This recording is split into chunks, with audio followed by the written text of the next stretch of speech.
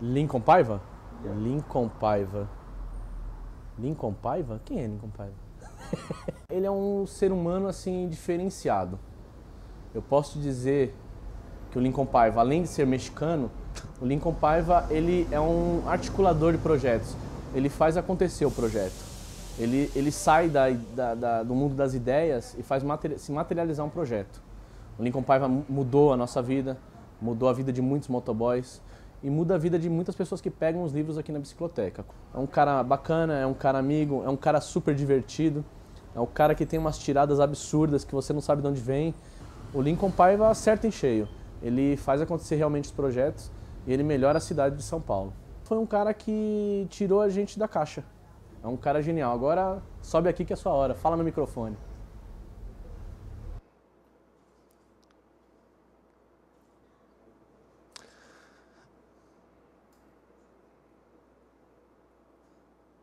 Bom,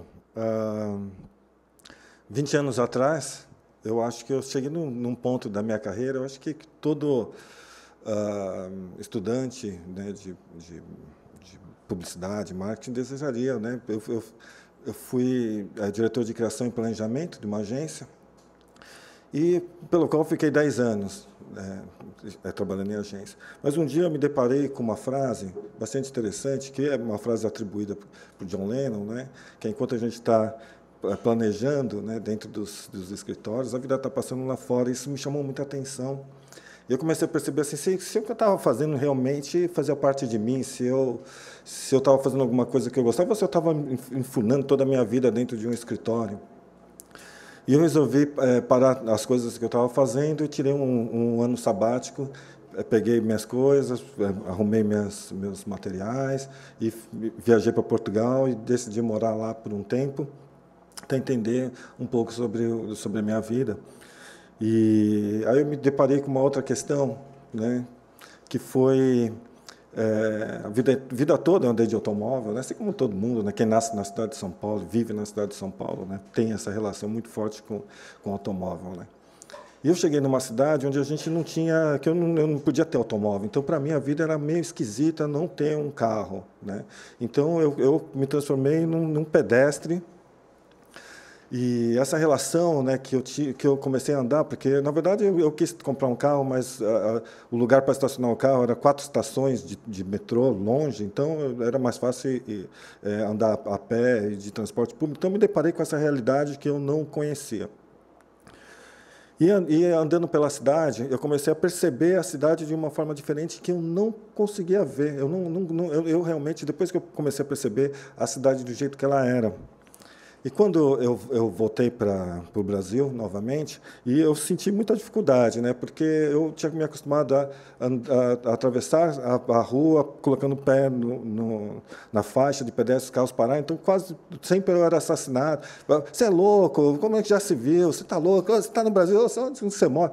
Então eu tinha esta relação, né, com a cidade bastante diferente.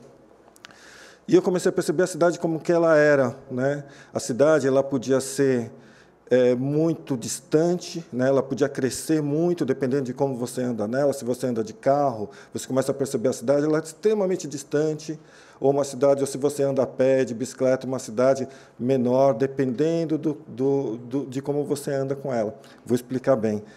Eu acho que quem é pedestre, quem anda a pé, quem anda de bicicleta na cidade, consegue entender isso muito bem. A gente perdeu a noção de tempo e espaço dentro da cidade. Então, a gente não sabe, por exemplo, daqui, né, onde nós estamos, até um determinado local, né, da cidade, se a gente perguntar quanto tempo leva, as pessoas perguntam, mas qual o horário? Né? Eu vou marcar uma reunião, então eu levo 3 horas para chegar em determinado lugar. Né? A gente não pensa em espaço, a gente pensa em tempo. Então, toda a nossa relação com a cidade era muito focada no tempo.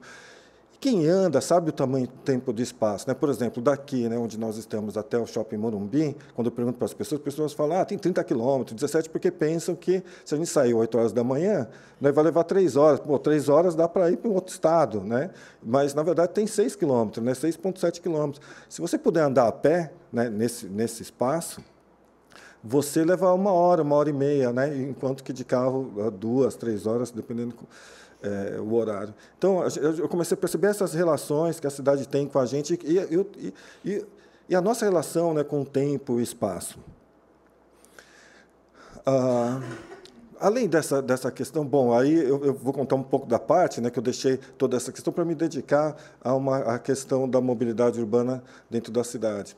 E ela veio mais ou menos dessa forma, né, como um ex-publicitário, né, se transforma hoje num consultor de mobilidade urbana, né, conhecendo a cidade, né, andando, né, assim como Jane Jacobs, ela dizia sempre, né, que a construção das cidades ela não está dentro do escritório, ela está nas ruas, porque a cidade é dinâmica.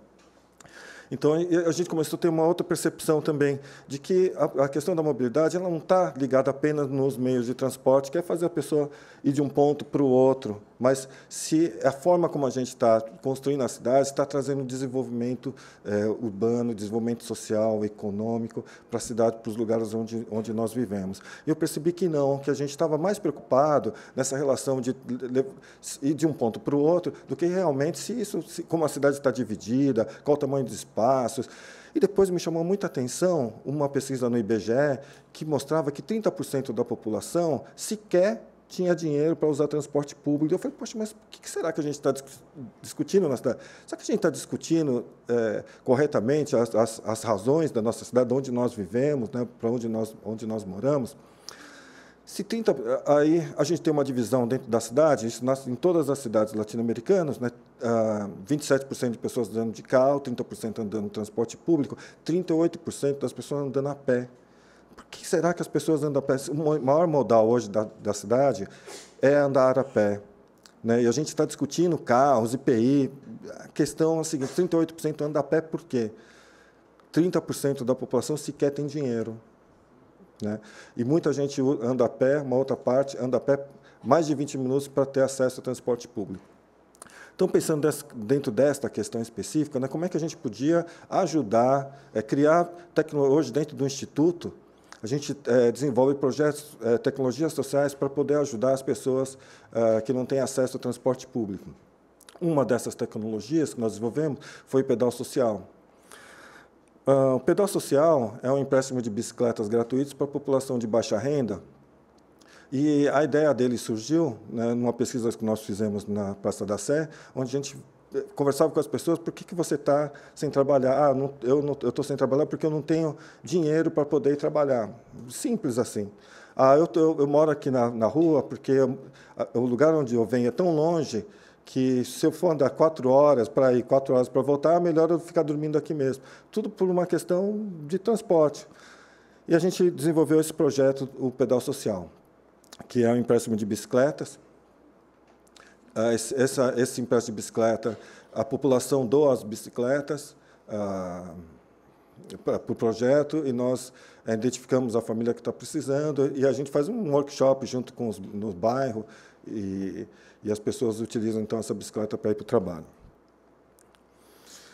Bom, a partir desse projeto, nós fomos para Paraisópolis tentar implantar o projeto em Paraisópolis. Eu já havia trabalhado e visitado muitos países no mundo, e a gente está sempre atrás, né, de cases para poder trazer. A gente está vendo cases lá fora, vamos trazer a experiência X lá da Alemanha, vamos trazer a experiência dos Estados Unidos, de algum país, e a gente acaba esquecendo das nossas experiências para cá. Quando eu estive em Paraisópolis, eu tomei um susto, realmente, sobre como Paraisópolis funciona. Se a gente olhar que 30% da população não tem acesso ao transporte público, a gente começou a olhar diferente. Mas e 70%? Se 30% não tem acesso, 70%, que tipo de acesso tem? A gente começou a perceber que, desses 70%, 50% dessa população trabalha no entorno e vai a pé, de bicicleta, até 21 minutos do seu trabalho. 21% trabalha na própria comunidade. Paraisópolis tem 3.500 pequenos comércios, centros estéticos, cabeleireiros, tem lá uma Casa Bahia, que fatura 1 milhão por mês. Eles têm um comércio riquíssimo, uma comunidade extremamente organizada. E eu comecei a perceber que ali ali dentro de Paraisópolis estava a experiência de como se fazer uma cidade, né? De como tornar o transporte mais próximo, porque a questão do transporte público é ser mais próximo da casa, né? Eu não quero mais transporte, não quero ônibus, mas eu quero ir a pé para o trabalho, né? Eu quero poder ir de bicicleta, eu quero poder ir caminhando. Esse é o tipo de transporte que eu quero. E eu acho que Paraisópolis ela nasceu dessas questões, né? Ela nasceu no coração de um lugar extremamente sofisticado, né, que é o bairro do Morumbi, um dos bairros mais caros, e eles conseguiram internamente equilibrar todas essas questões.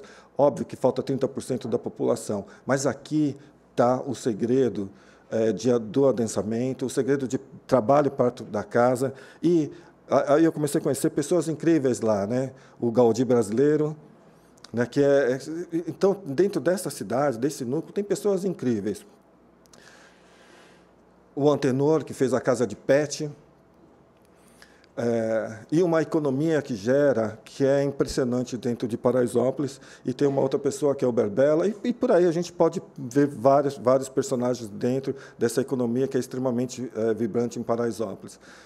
Eu gostaria de terminar só dizendo, né, que as nossas experiências, né, a relação que a gente tem com a cidade é uma expressão extremamente rica, e alguns exemplos que a gente consegue ver em Paraisópolis é extremamente importante. Eu acho que são exemplos de como nós construímos nossas cidades. Se a gente vê nos bairros centrais aqui, nós não temos nenhuma relação com o nosso entorno, a gente não conhece o nosso vizinho, nós não conhecemos as pessoas que estão aqui no nosso entorno, o comércio, nós não conhecemos nada disso. Pergunta em Paraisópolis quem são as pessoas. Quem anda lá, as ruas são vibrantes, o comércio é vibrante. Se você anda aqui na Vila Madalena, os comércios estão todos vazios, os aluguéis são caros, mas em Paraisópolis, não. O comércio lá é extremamente vibrante, as pessoas estão na rua. Eu me sinto extremamente seguro em Paraisópolis, mas não me sinto seguro andando nas ruas da cidade.